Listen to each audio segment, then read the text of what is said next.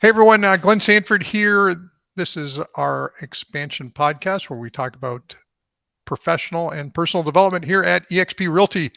And excited today to talk to Solomon Yasin, a four-time, not a one-time, not a two-time, not a three-time, but a four-time ICON agent from Vancouver, Canada. Hey Solomon, how's it going? Hey Glenn, glad to be here. I'm a big fan of your podcast. Been binge listening to it on my way to work and to appointments, so I love it. I'm glad to be here and to give some value to your audience. Oh, well, thank you. And you've picked up a lot of real estate experience over the years. I know just before we talked, you mentioned being a big Craig Proctor guy, who's another fellow Canadian who built really phenomenal businesses, especially in the late 90s all the way through probably late 2008, 9 into the transition. Yeah, absolutely. Yeah, that was one of my first coaches in the business. So back, I started in 2010 of March. And yeah, I really didn't know what I was doing. I actually just jumped in, and I'll explain my story. But I did Craig Proctor in 2011, and I haven't stopped using his systems to today's date. So it's been wonderful with his direct response marketing. Now you came out of the insurance industry, right? Yeah, so I originally was in the IT field. I graduated once I finished high school, and that was in 2000. So, that was not a good time to be when the dot-com bubble burst. And so I couldn't find a job. I graduated, but then I wanted to get into a field where there was a high placement for jobs. So the insurance industry was something that I came across, and I got licensed. I signed up and joined a company called the Cooperators. It was a call center similar to like a Geico, was a call center type of environment. So I did customer service there, and I moved up the ranks, got really good at sales, and yeah, joined their ISA department. So we were getting a lot of inbound leads. I was one of the top sellers there, but eventually I hit a ceiling with that company. You could only make so much in the corporate world. So at that time too, I was trying to open up my own agency, like a State Farm agency, having my own business, but I just couldn't get past the interview process. I was still pretty new, and I didn't have enough experience. So I kind of had a chip on my shoulder. So I decided, you know what, let's get into real estate. And I had a buddy that was pushing me to join and become a realtor. And at that time too, I bought my first property. So I got that real estate bug. And yeah, I joined in 2010, got licensed, and been doing that ever since. Now you started with Remax, right? Is that where you started, or where did you start? Exactly. So I started in Toronto, and I started with Remax. I wanted to be with, a name brand, and I thought that's what you needed when you first join, is to have a brand to automatically establish yourself as with credibility. So I've been with them. I was with them for about 5 years, and then I switched over. What happened was I got married, and my wife lived in Vancouver, so I moved over here for love. Crazy things you do when you get married, Right? and then I started in Vancouver, and I didn't join Remax. I joined another brokerage called Sutton Group. It's a pretty popular group brokerage here. And yeah, I didn't know anybody. I just said, you know what? As long as I have my basic knowledge of how to generate leads through the correct Proctor system, I thought I was pretty confident that I could make it out here. And if you can survive the Toronto market, the Vancouver market should be easy. So I just went over to Sutton Group in 2015. Okay. Okay. Yeah, I remember Shaw was his last name. But anyway, I met the founder of that company a number of years back, and and in Vancouver. But so now, what was it? It sounded like you were working a lot of inbound leads in your insurance career, and you studied with Craig Proctor. And what I learned from Craig Proctor, which I studied a lot of his stuff, never took any of his courses directly, wasn't coached by him, but that guy is a huge inbound lead gen guy. Yes. Yeah, exactly. So his marketing is direct response marketing. So you put out ads in there, offering distressed sale list of homes, power of sales, foreclosures, hot list of homes in a specific market. And the light bulb went off when I first tried that. I thought this wasn't going to work, but honestly, I had people signing up. And at that time, back in 2011, 2012, Google Ads was not a thing. It just started, I believe, in my opinion, it just started at that time, and we were paying about, I don't know, $2 a lead at that moment. In today's market now, I'm paying about $20 a lead. So things have changed, but Craig Proctor system really worked for me. It gave me confidence that yes, and I can get leads coming in through his efforts, through his marketing, and then I would do postcards with find out what your home is worth in the back, which it's a lot of unbranded stuff. So people think it's just a website that you sign up on and you get a instant home evaluation. So I was using a lot of that stuff, and my leads were pouring in, and now I was having a problem. I had too many leads. Okay. So I assume that with that, you decided maybe it's time to build a team. Yeah, exactly. So the missing piece for all that was an ISA, inside sales agent, for me. I wanted to have somebody do the calling for me, and then me going out there and closing the business, going on appointments. That's the magic solution for it. But it's very hard to find someone that's going to be dedicated to do the same type of effort as you would. So I'm still struggling with that to find the perfect ISA. In fact, my partner and I, we are a team of two people and a virtual assistant. So yeah, we're doing the calls ourselves. I've had a team where it grew it to a big group of about 6 to 8 people in the past, but now I've shrunken it down to a more mean, lean, profitable team, I would say. So we're counting all our numbers, and yeah, we are basically the ISA right now. But I am still looking for someone to fill in that role eventually. That's a licensed agent. Right. Okay. Yeah. So the what's the running joke? If you don't have an assistant, you are the assistant. In this case, if you don't have an ISA, you are the ISA. You got it. Yeah. Yeah. So now, how are you? Like, what's going on in the market? I assume that Vancouver, is not immune to the higher interest rates in the U.S. and sort of inflation and all that stuff. How is the market doing there?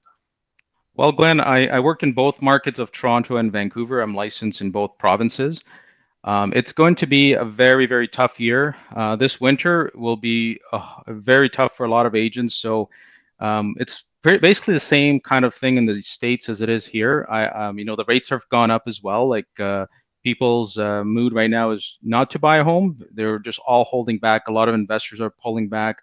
There's a good amount of deals out there, but it's just the momentum is not there. So agents need to basically double down on all their efforts, get back to the basics, meaning go back to your uh, role playing, find a coach, be resourceful, just make offers to your leads more than ever.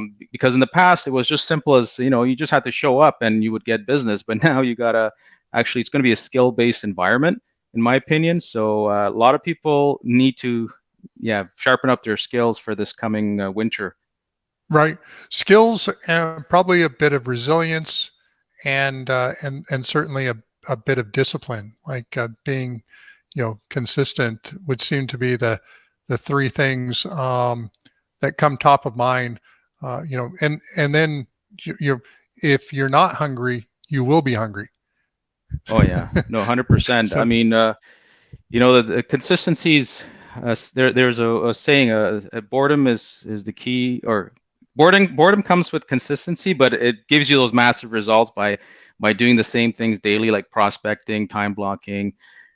So agents need to get back to basics. And I read somewhere that 33% or one third of all agents are going to be out of the business by next year. So you definitely don't want to be the next stat if you can just hunker down and just double your efforts for the following. This, I don't know if it's in a recession we're in, or a coming recession, but it's looking scary out there. now, what are you guys using to?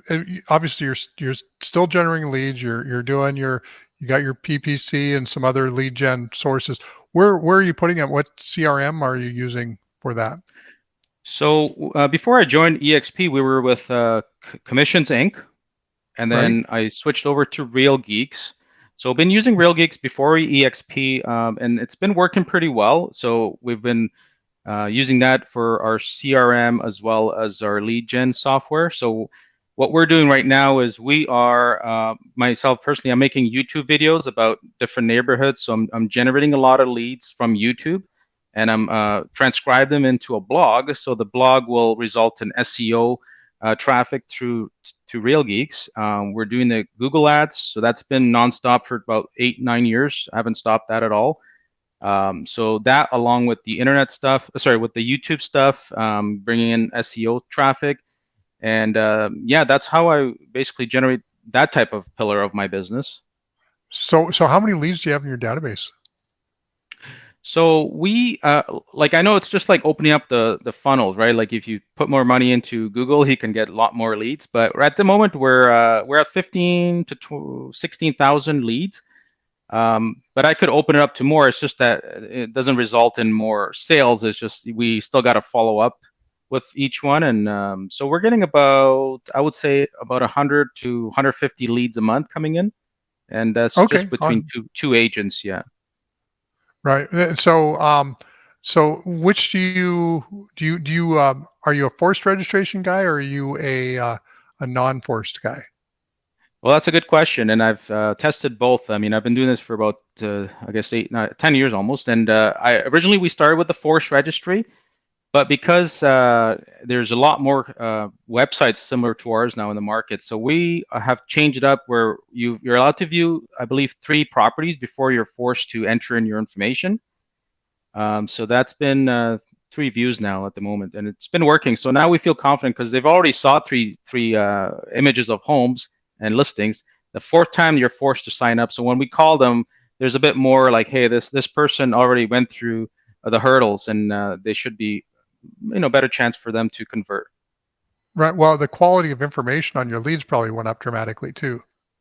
Oh yeah, no, that's been it's been awesome. I mean, the leads have been really good, but this year, most people's revenue is a little bit lower, and lead counts are a bit less than before. But we look at the long term. This whole real estate business is a marathon. It doesn't happen overnight with the success. It does take you just got to have the energy to go on and on. Yeah.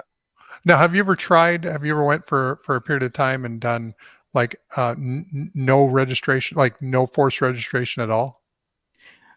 We have, but then, I mean, we can't get their information if, like, they won't be calling us from the phone number on the website.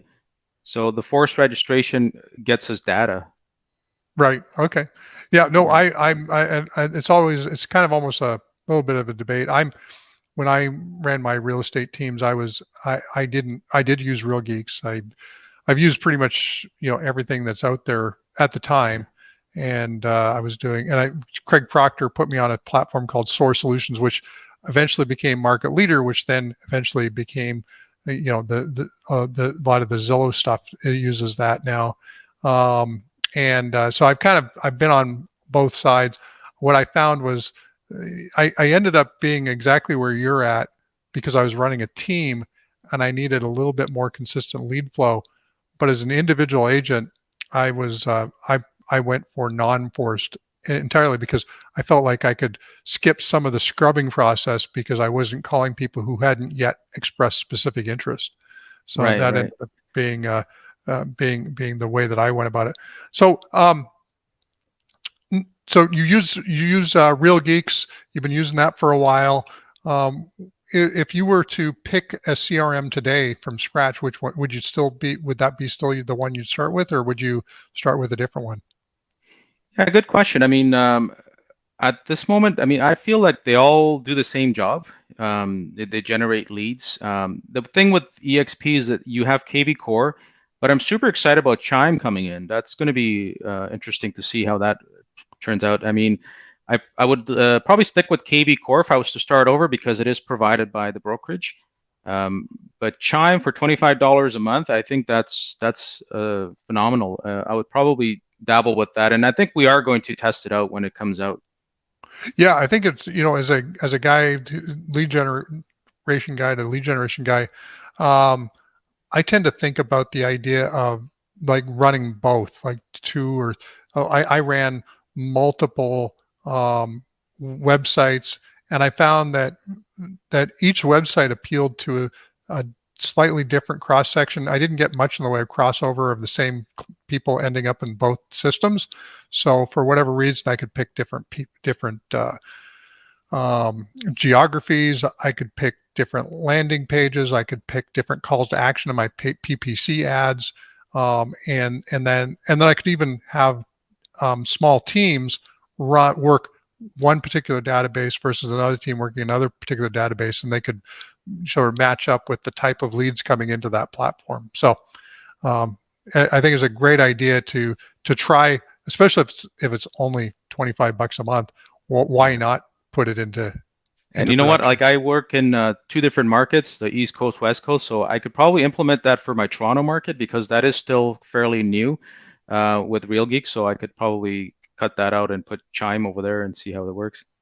Now, what's your goal for the team?